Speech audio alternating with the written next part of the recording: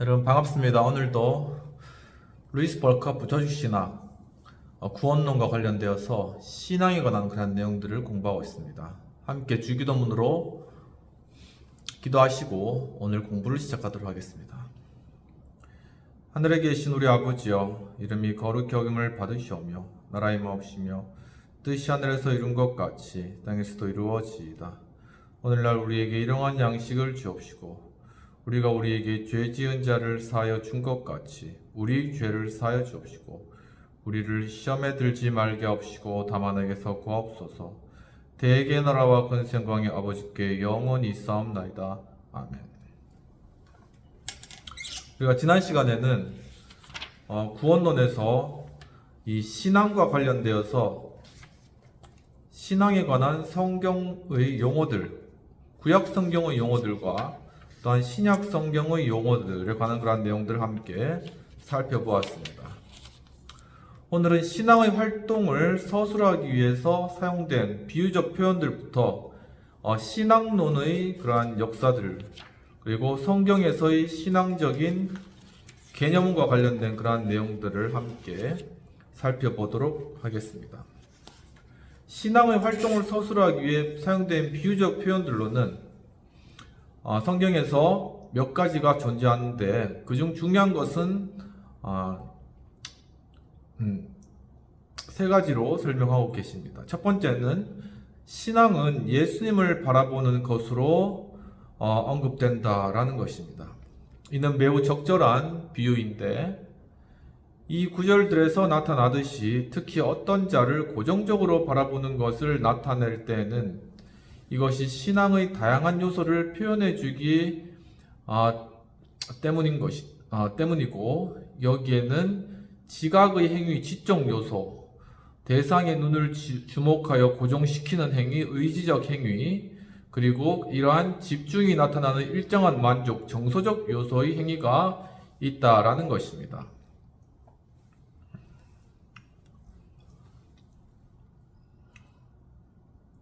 즉,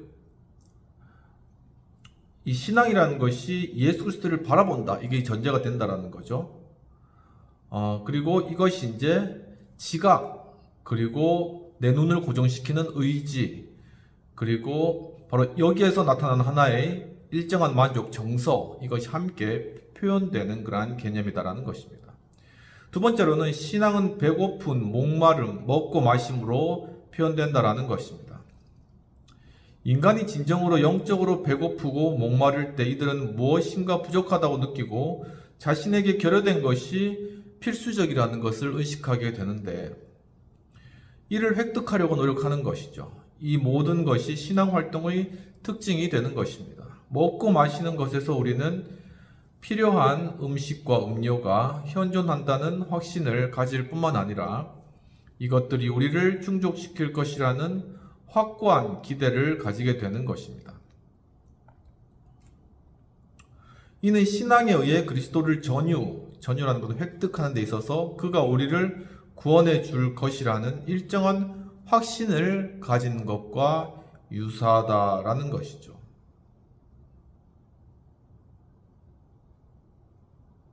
세 번째로는 마지막으로 그리스도에게 가고 그를 영접한다는 비유들이 있습니다.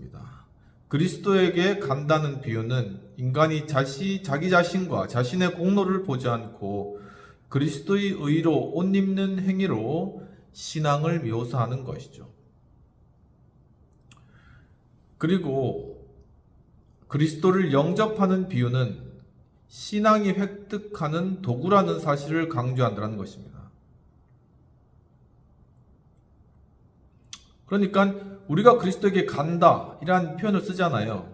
바로 이것이 하나의 비유인데, 그것은 바로 자기 자신이 스스로의 어떤 공로로서 어떤 의를 옷 입는 것이 아니라 예수 그리스도의 의로 내 자신을 옷 입는 그것이 신앙이다. 그러니까 주어진다라는 것이죠. 그것을 묘사한다라는 것이고, 또 그리스도를 영접한다라는 그러한 비유는 신앙이 획득하는 하나의 도구라는 사실을 강조한다는 것입니다. 그러니까 신앙을 우리가 마음 가운데 받아들이고 가진다라는 그런 관념이 들어가 있다는 것입니다. 그러면 C. 신앙론의 역사가 되겠습니다. 첫 번째, 종교개혁 이전에 기독교회 초창기부터 신앙은 지도자들의 마음속에 구원의 위대한 조건으로 자리 잡았습니다. 얼마 후 신앙과 병행되어 회개가 두드러지게 되었는데, 하지만 초기에는 신앙의 본질에 대한 성찰이 거의 행해지지가 않았고 신앙과 구원의 순서의 다른 요소들과의 관계는 거의 이해되지가 못한 것이죠.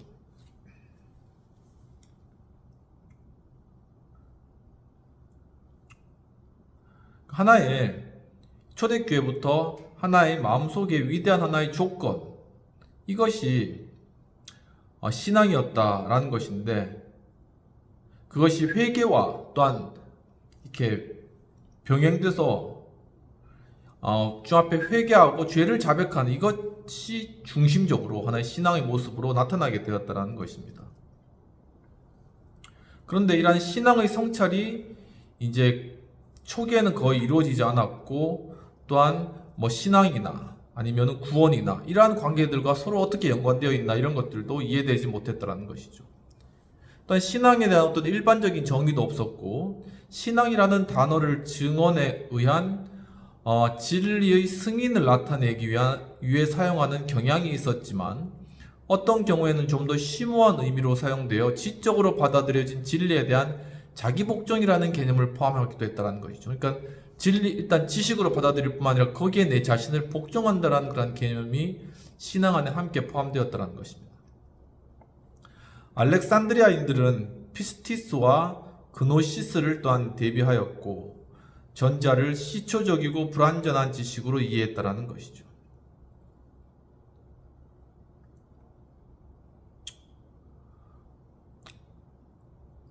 그러니까 이게 단어적으로 이제 피스티스가 있고 또 그노시스가 있는데, 이제 신앙적인 관점에서 이 두 개를 서로 이제 비교했고, 피스티스 같은 경우에는 시초적이고 불완전한 그러한 지식이라고 이렇게 보았다는 것인데, 테르툴리아누스는 신앙은 인간의 이성에 의해 증명된다는 이유가 아니라 권위로서 어떤 일을 받아들인다는 사실을 강조했다는 것입니다. 그러니까 이성에 의해서 그거를 납득시켜서 그걸 받아들이는 것이 아니라 권위에 의해서 이건 이렇게 해야 돼 해서 그렇게 받아들이는 그것이 신앙이다, 이렇게 보았다는 것입니다. 그는 또한 이 용어를 신앙되어져야 하는 것, 즉 신앙의 규범을 나타내는 객관적 의미로 사용했다는 것이 하나의 규범화된 그러한 관념으로 보았다는 것입니다. 아우구스티누스의 시대까지도 신앙이 구원을 획득하는 데 있어서 명백한 수단이라는 것이 인정되기는 했지만, 신앙의 본질에 관한 관심은 거의 없었다는 것이죠. 하지만 아우구스티누스는 이 문제에 많은 관심을 가졌다는 것입니다. 그는 신앙을 다양한 의미로 언급했는데, 때때로 그는 신앙을 진리에 대한 지적 동의 정도로 이해했습니다. 하지만 그는 복음적 혹은 칭의적 신앙이 자아 양도와 사랑의 요소를 포함한다고 또한 이해를 한 것이죠. 이 신앙은 사랑에서 완성되며 따라서 선행의 원리가 된다는 것입니다. 하지만 그는 신앙과 칭의의 관계에 대한 적절한 개념을 가지고 있지는 않았다라고 그렇게 보았습니다.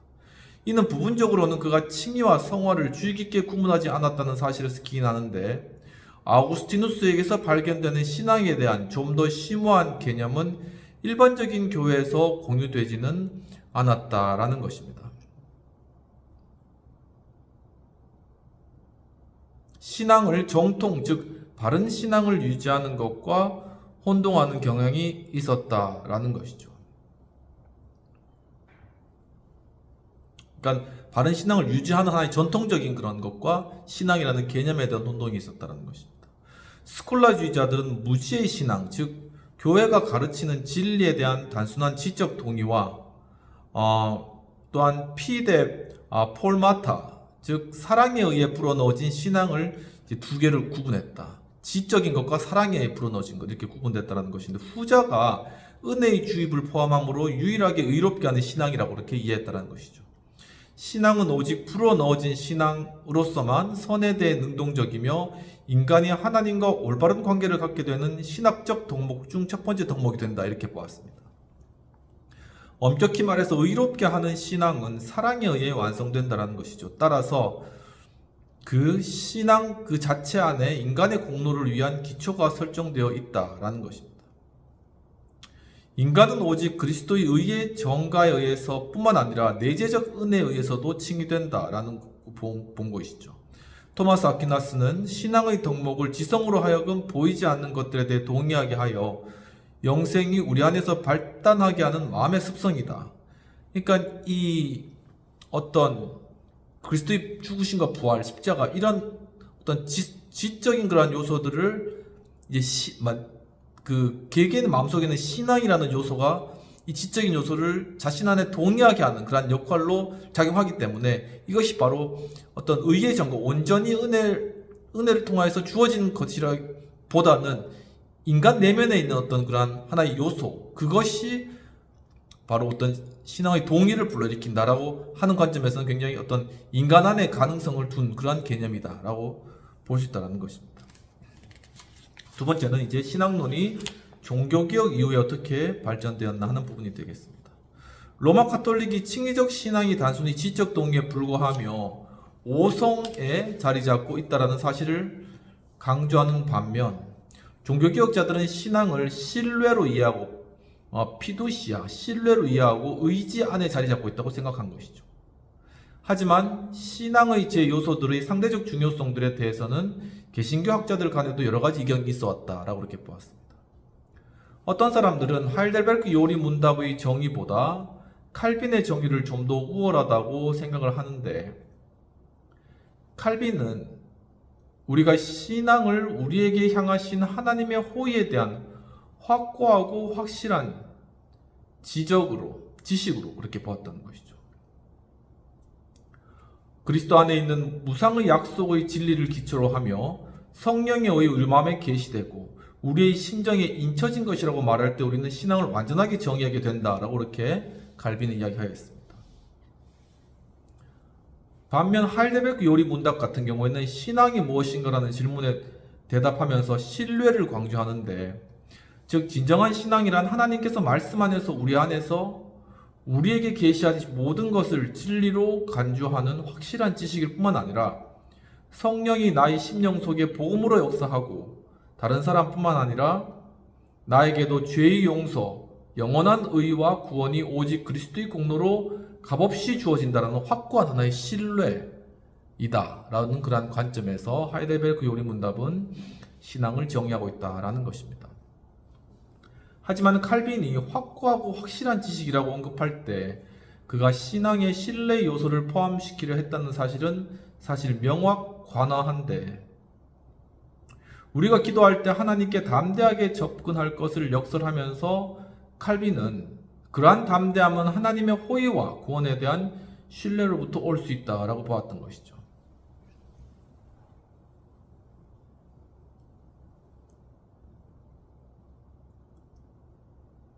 그러니까 하나님의 그 은혜에 대한, 구원에 대한 신뢰, 그것이 신앙이 되어서 그 신앙을 통하여서 우리 하나님 앞에 담대하게 나타날 수 있다, 이렇게 이제 본 것입니다. 따라서 신앙이라는 용어는 종종 신뢰와 동의어로 사용되기도 한다는 것이죠. 칼빈은 신앙은 하나님을 멸시하는 자라고 할지라도 성경이 말하는 것을 받아들이게 하는 동의라고 주장하는 스콜라주의자들의 허구성을 절대적으로 거부한다 라고 이렇게 칼빈은 보았습니다. 하지만 종교개혁자들의 신앙 개념과 스콜라주의자들의 신앙 개념 간에는 이보다 훨씬 더 중요한 차이점이 존재하는데, 스콜라주의자들은 신앙 자체가 칭의를 부여하고 획득하고 소유하는 데 있어서 실제적인 혹은 공로적인 효력을 지닌다라는 것이죠. 그러니까 이 칭의, 의롭다는 것을 분여하고 획득하는 것에서 신앙이 상당히 큰 노력, 상당히 큰 그 어떤 효과, 어떤 요소가 된다라는 것입니다. 반면 종교개혁자들은 칭의적 신앙이 그 자신의 공로적 혹은 내재적 효력에 의해 의롭게 되는 것이 아니라 오직 그리스도의 공로 안에서 하나님께서 주신 것들을 받아들이며 포착하는 도구일 뿐이라고 한결같이 가르치고 있다는 것이죠. 이 신앙이라는 것은 내가 어떤 신앙이 좋아서 어떤 그리스도의 십자가, 복음을 받아들이는 것이 아니라, 이것은 신앙은 하나의 안테나와 같이, 하나의 이렇게 받아들이는 그러한 것과 같이 하나님께서 은혜로 주신 것들을 내가 받는 하나의 그릇과 같은 어떤 그런 것이다 라고 이렇게 한결같이 가르친다는 것이죠. 그러니까 종교개혁가들의 입장에서는 인간 안에는 바로 칭의를 얻을 수 만한 것들이 전혀 없다. 인간의 의지적으로 하는 부분이 전혀 없다. 이렇게 이제 본 것입니다. 이들은 이 신앙을 우선 하나님의 선물로 그리고 그 다음에 하나님을 의존하는 인간의 행위로 이해한다는 것이죠. 알미니우스주의자들은 카톨릭적인 경향을 보여주는데 이들은 신앙을 하나님에게 호의적으로 받아들여질 수 있게 하는 인간의 공로적 사역이라고 이해했다는 것입니다. 현대 신학의 아버지 슐라이어 마호는 구원적 신앙에 대해 거의 언급하지 않았는데 신앙이 하나님에 대한 어린아이와 같은 신뢰라는 것을 전혀 인식하지 못한 것이죠.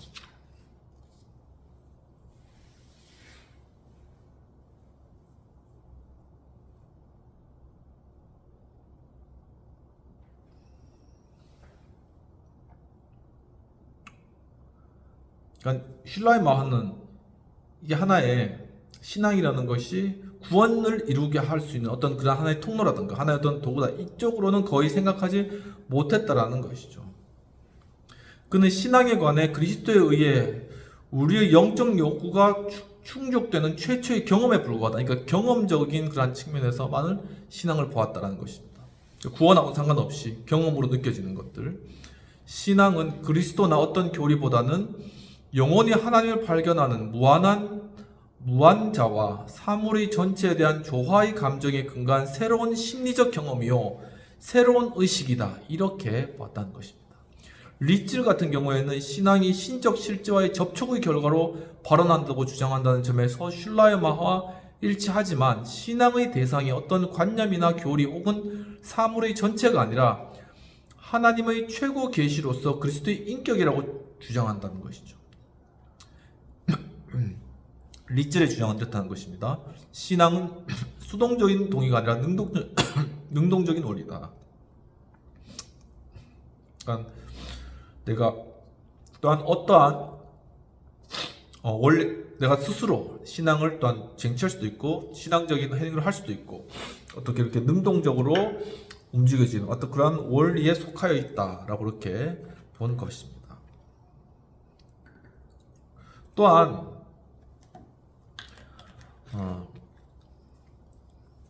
신앙 안에서 인간은 하나님의 자기 목적, 즉 하나님 나라를 자기 자신의 것으로 만들고 하나님 나라를 위해 노력하기 시작하며 이러한 과정에서 구원을 발견한다라고 이렇게 본 것이죠. 그러니까 하나님 나라를 신앙을 통해서 얻는다, 이제 이 관점으로 본 것인데 슐라이어 마하 리츠의 견해는 현대 자유주의 신학의 특징을 상당 부분 보여주는 것이다라고 이렇게 평가하고 있습니다. 자유주의 신학에서는 신앙이란 하늘이 일으키는 경험이 아니라 인간의 업적이요 선물을 단순히 받아들이는 것이 아니라 공로적 행위요 교리의 인정이 아니라 자신의 삶을 그리스도를 본받아 변화시키려는 노력에 의해 그리스도를 주인으로 삼는 것이다 라는 것이죠. 하지만 이러한 견해는 위계의 신학에 의해 강한 반대에 부딪히게 된다는 것입니다. 이들은 구원적 신앙이 자연적 심리학적 현상이 아니요 엄격히 말해서 인간의 행위가 아니라 하나님의 행위이며 인간이 영원한 소유물이 될 수 없고 그 자체로는 단순히 공동에 불과하며 절대로 구원을 일으킬 수 없다고 주장하는 것이죠. 바르트와 브루노는 신앙이 단지 하나님에 의해 인간 안에 야기된 그리스도 안에 있는 하나님의 말씀, 즉 어떤 교리보다는 구속사역에 있어서 신적 명령이나 신적 행위에 대한 신적 반응에 불과하다라고 이해했다라는 것입니다. 신앙은 하나님의 부르심에 대한 예라는 긍정적 응답으로 하나님 자신이 유도해내는 예라는 대답이다. 그러니까 전적으로 위계의 신학 같은 경우에는 이 신앙을 하나님 관점에서 바라봐서 인간은 거기에 응답하는 그러한 존재로 보았다라는 것이 이제 이 자유주의 신학과 극명하게 반대되는 그러한 입장이다라고 보시면 되실 것 같습니다. 그러면 D로 넘어가서 성경에서의 신앙 개념을 살펴보도록 하겠습니다. 첫 번째, 구약 성경입니다. 신약 성경의 저자들은 신앙을 종교적 생활의 근본적 원리로 강조하고 있다는 점에서 구약 성경의 기초를 변화시키거나 구약 성경적 표현에서 일탈하려고 하지 않았습니다. 이들은 아브라함을 모든 진정한 신자의 모형으로 로마서 4장, 갈라디아서 3장, 히브리서 11장, 야고보서 2장, 그리고 신앙으로 난 자를 아브라함의 진정한 후손으로 이해했다라는 것이죠.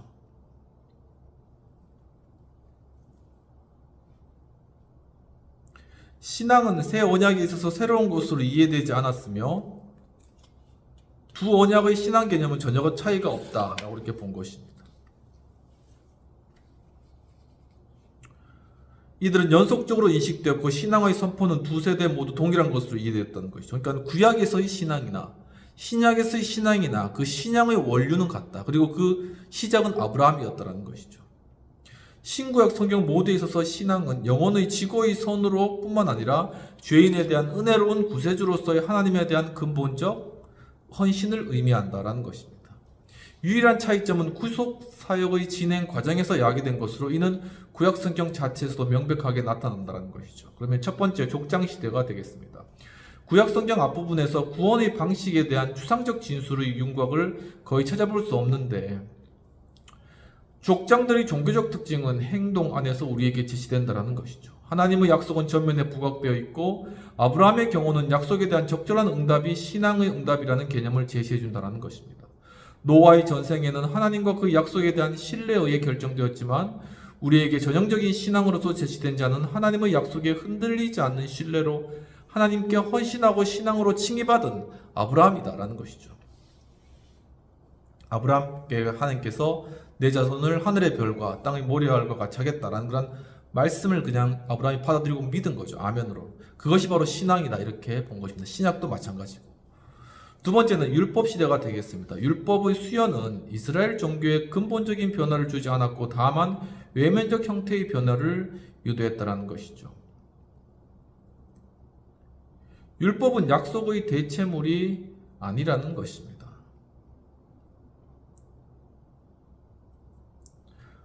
또 신앙은 선행으로 대체되지 않는다는 것이죠. 이스라엘 백성들 중 대다수는 율법을 순전히 법적으로 이해했고 구원받을 권리의 기초를 외면적 규정들의 집합체로서 율법의 온전한 성취에서 율법을 다 지키면 구원을 받아 이렇게 이제 생각을 했다는 것이죠.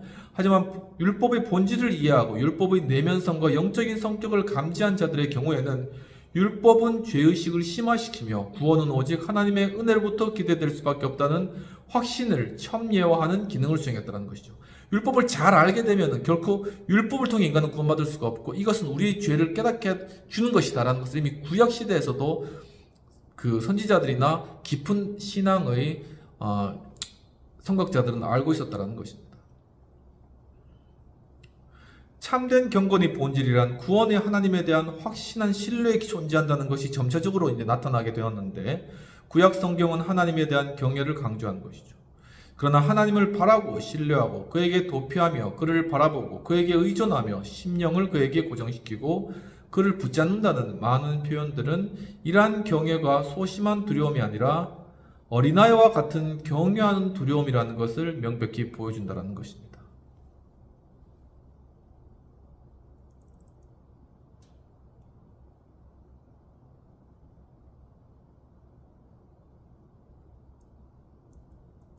바로 여기서 어린아이와 같이 하나님을 경외하는 그러한 것이 바로 신앙의 어떤 본질적인 모습이다라는 것에 대한 그러한 부분들을 알 수 있는 것이죠.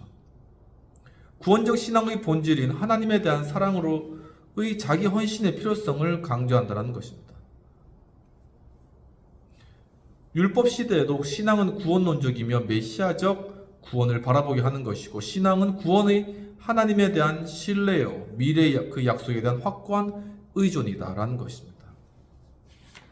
두 번째로는 신약 성경에 관한 나타난 신앙입니다. 메시아가 예언의 성취로 오셔서 소망되었던 모든 구원을 가져왔을 때 하나님의 계시의 전달 수단을 통해 하나님의 백성으로 하여금 그들의 구속자의 인격을 주목하게 할 필요가 있었다는 것이죠.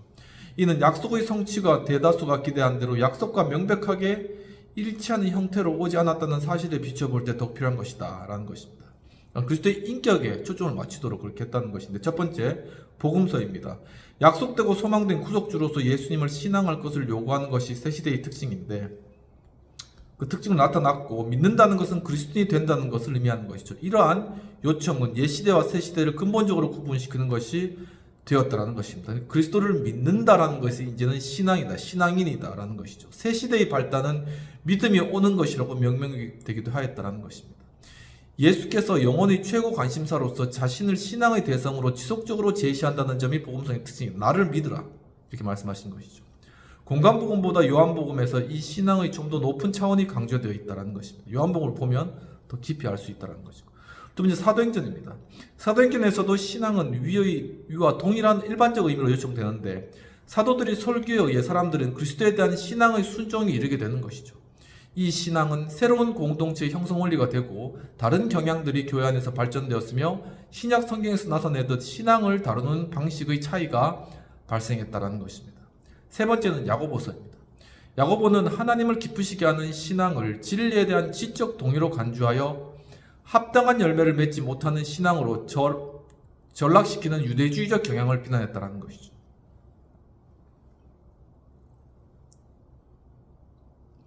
그러니까 단순히 지적 동의가 신앙이다, 이제 이렇게 그러니까 보는 그런 관점에 대해서 야고보가 굉장히 비판하면서 신앙은 삶의 열매로 나타낸다, 이렇게 이야기한 것이죠.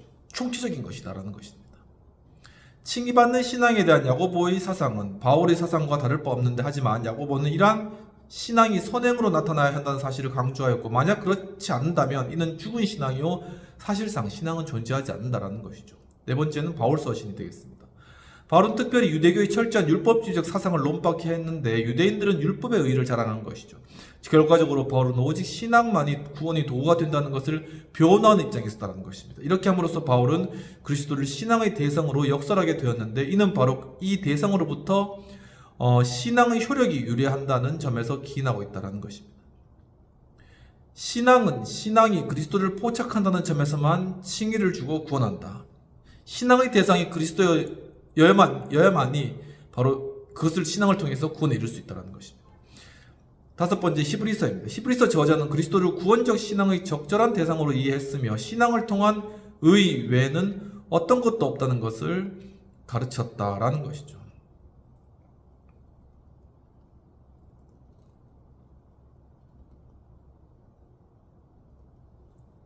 하지만 히브리서 저자가 경계하는 위험은 신앙에서 행위로 전락하는 것이라기보다는 오히려 신앙에서 절망에 빠지게 되는 그런 위험이었다는 것입니다. 그는 신앙을 바라는 것들의 실상이요 보이지 않는 것들의 증거라고 언급했는데, 그는 독자들에게 보이는 것으로부터 보이지 않는 것으로, 현재에서 미래로, 시간적인 것에서 영원한 것으로 나아가게 하고 고난 속에서도 인내하도록 하는 하나의 신앙적 태도를 고면한 것이다, 이렇게 보았습니다.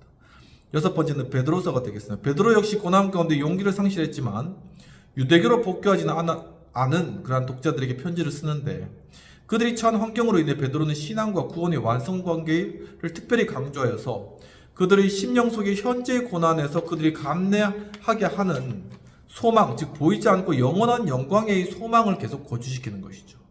바로 이러한 영광의 소망을 통하여서 우리 신앙을 지켜나갈 수 있다는 것입니다. 베드로후서는 현존하는 오류에 대한 보호막으로서 신앙 지식의 중요성을 강조해서 오류에 빠지지 않기 위해서는 온전한 신앙을 가져야 된다고 이야기하는 것이죠.